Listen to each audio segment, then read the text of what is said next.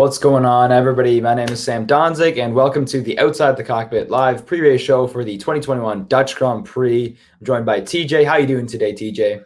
I'm doing good. I'm doing good. New track, new opportunities for some great results. Hopefully this weekend delivers. No, exactly. That's what I'm excited about with going to Zandvoort. It's a track that we haven't been to.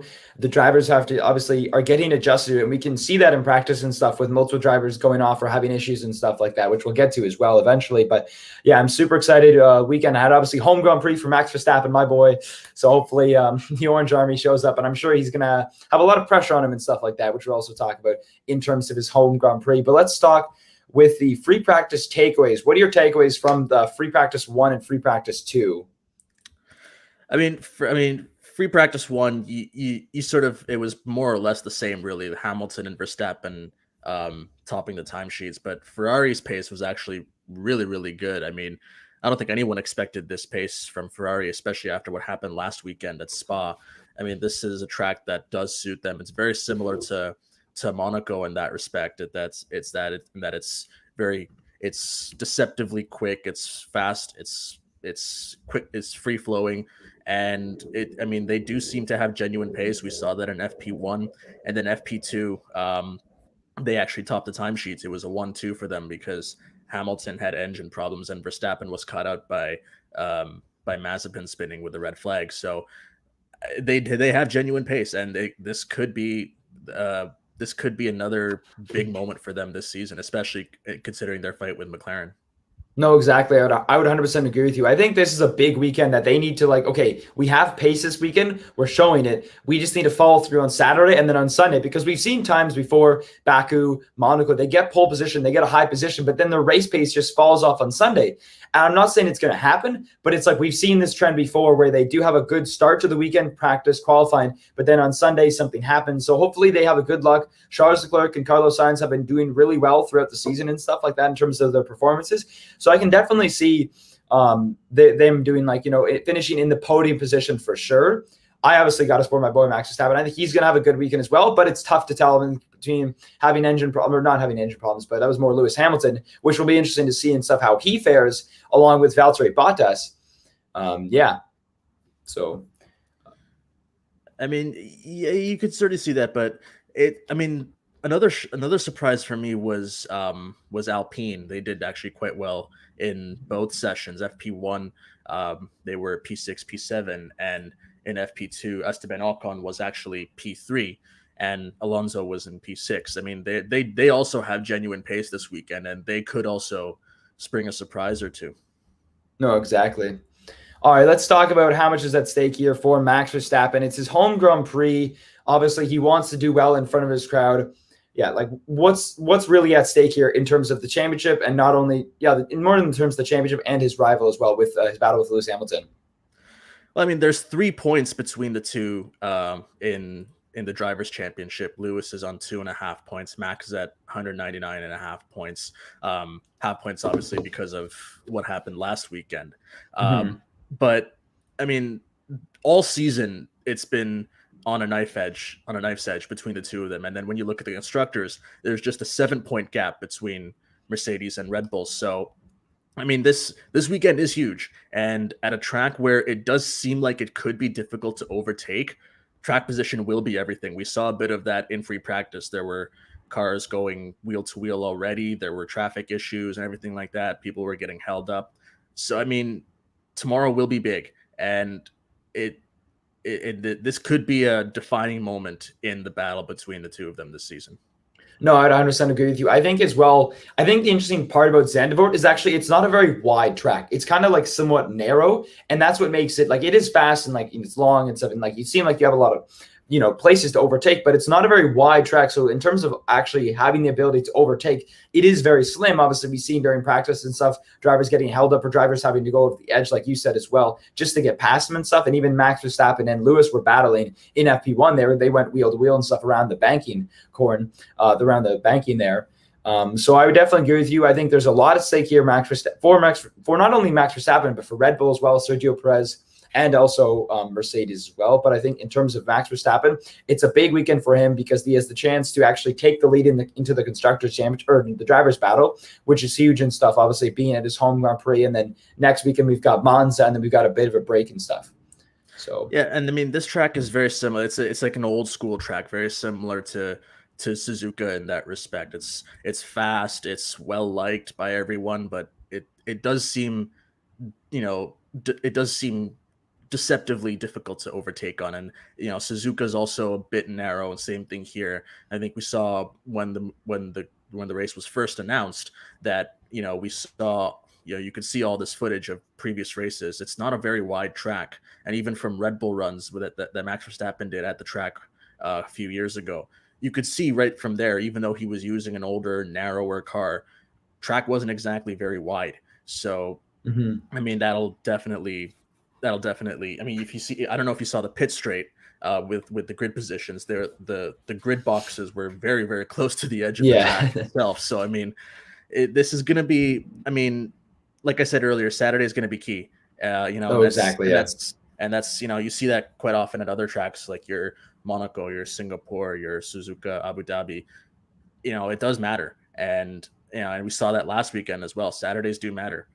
Yes, indeed. It's huge because you never know what the weather is going to be like on Sunday and what the race conditions are, considering they only ran like a 2-lap race. But regardless, let's move on to some more driver rumor news, obviously, with links of possibly George Russell going to Mercedes and Lewis Hamilton getting a new teammate. And then there's also Alfa Romeo getting Valtteri Bottas, and they're also Alex Albon linked to Williams. So what are your all thoughts on this new updates and stuff from last weekend and stuff? Well, I honestly thought that Valtteri Bottas would keep the Mercedes seat for next season as they head into the new regulations, but that doesn't seem to be happening at all now. There's so much hype around George Russell getting the seat at Mercedes, and Toto Wolff even said that we're not going to announce anything until both of their futures are secure. Had they been sticking with the same teams, they would have announced it already. So it's pretty clear that George Russell will be getting the Mercedes seat and that Bottas will have to find an option elsewhere. The likeliest option, I still think, is Alfa Romeo. There's been intense speculation linking Bottas with the Alfa seat, and especially now that they have an open seat for next season, now that Kimi Räikkönen is retiring. So it does seem like Bottas will get the Alfa seat. Then you mentioned Alex Albon, obviously. Both Alfa Romeo and Williams have been in talks with Alex Albon over a potential drive next year.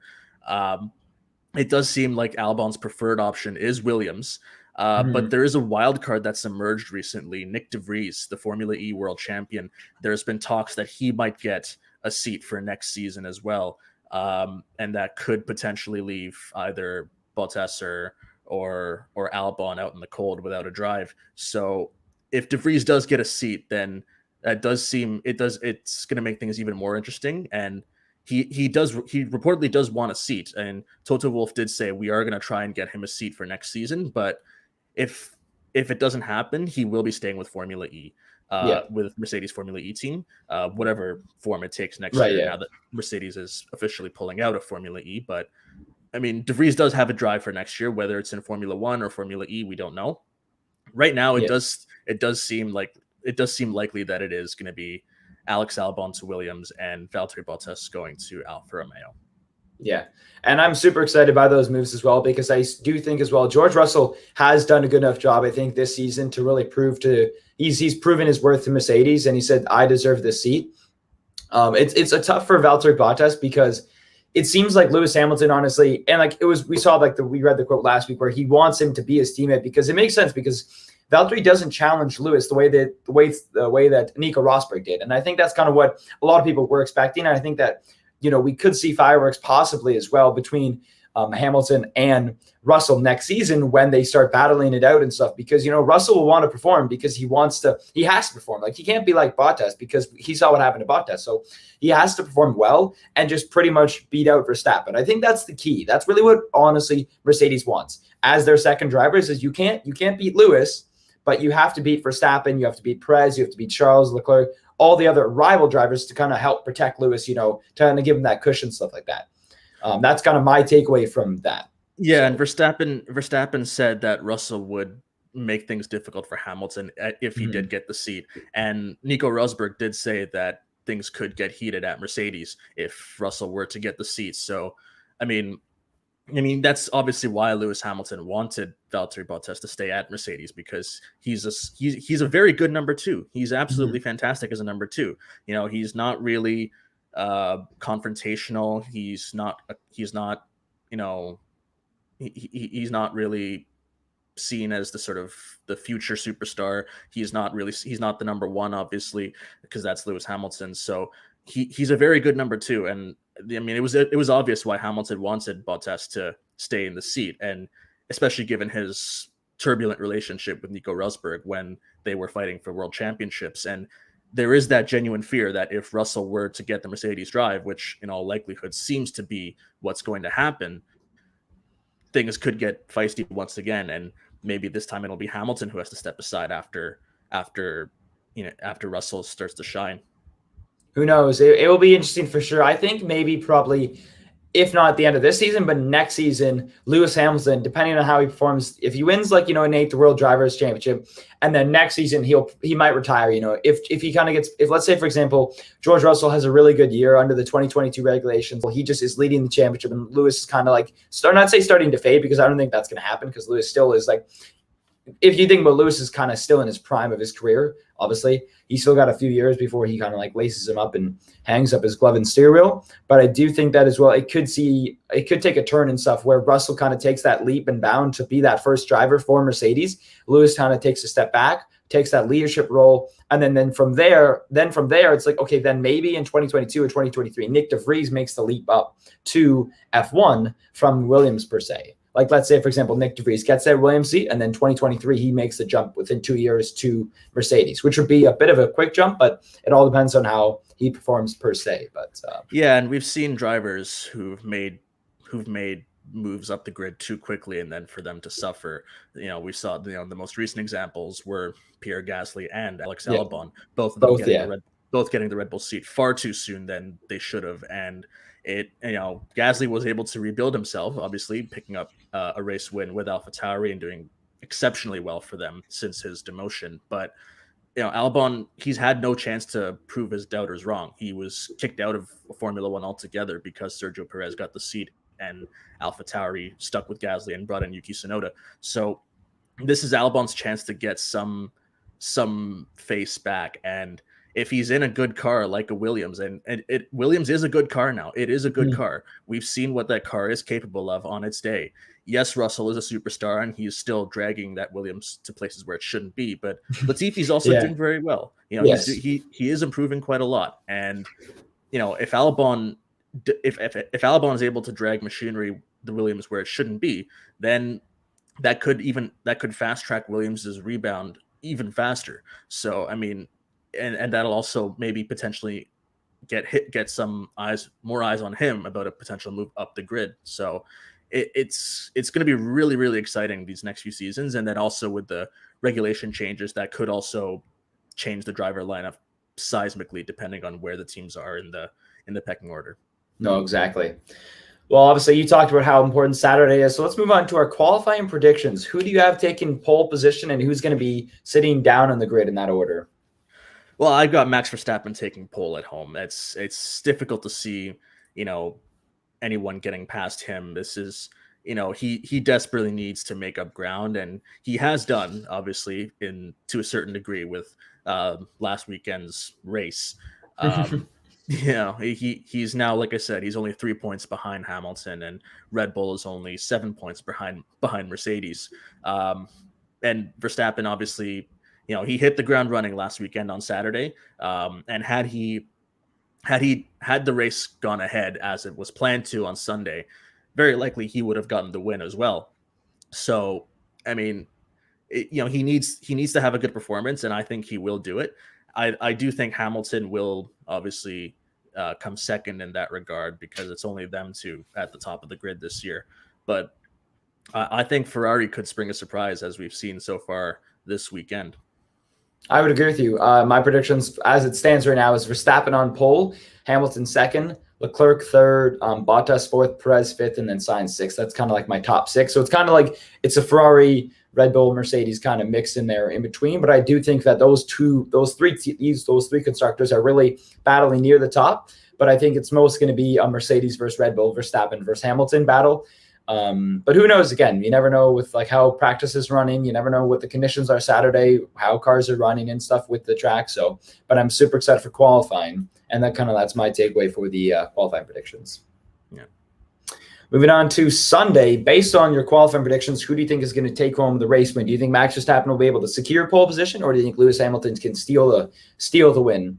I think Lewis Hamilton will steal the win because this is a track that seems like strategy will be key, similar to, say, Barcelona or Monaco or wherever. Hungary even, yeah. Mm-hmm. So, and we've seen Mercedes get the jump on Red Bull multiple times over the past few seasons, pulling a two-stop and